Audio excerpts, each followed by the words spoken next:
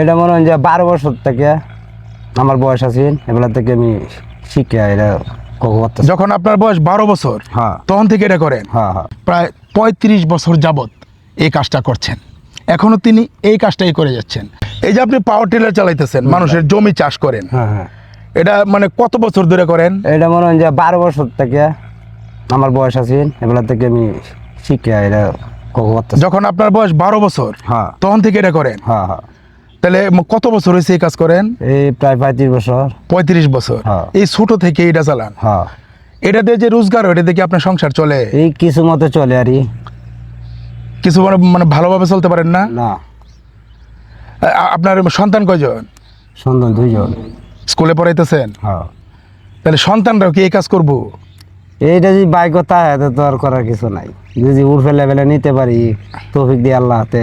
আপনার কি আশা নাই যে সন্তানরা পড়ালেখা করে ভালো কিছু করবো? এটা তো চেষ্টা করতাম চাই। মানে এই কাজে আসুক এটা আপনি চান না? না তাহলে আপনি একবারে 12 বছর বয়স থেকে এটা করেন, আপনি স্কুলে যান নাই? না, এবেলা তো বাপ হয়ে অসুস্থ আছেন, বুড়া মানুষ, তখন সংসার মানে কেউ নাই, আমি একাই, তখন আমার তো সব সংসারটা তো করতে হইব, এই জন্য পড়ালেখা হয় নাই? ঠিক আছে। মানে ওই 12 বছর না, বয়স ব্যবহার থেকে করতে পারছি না। ওই সংসারের হাল ধরতে হয়েছে, হ্যাঁ। পড়ালেখা করতে পারেন না? না। এখন কি মানে কি মানে ভালো আছেন?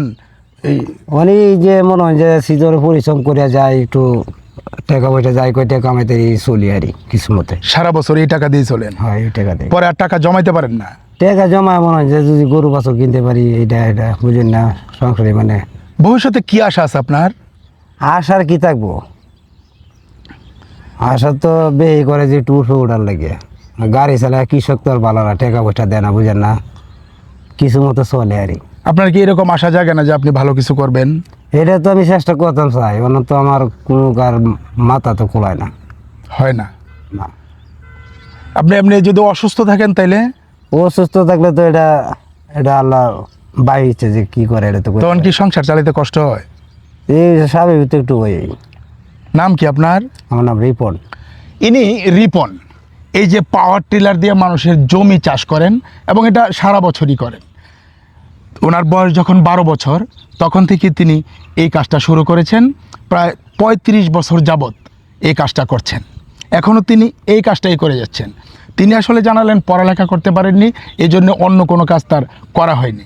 তার 2 সন্তান পড়ালেখা করাচ্ছেন, আশা আছে ভবিষ্যতে যাতে ভালো কিছু করে, এবং আমরাও দোয়া করি রিপন ভাইয়ের সন্তানরা লেখাপড়া করে ভালো কিছু করুক এবং রিপন ভাইয়ের এই দুঃখ দূর করুক।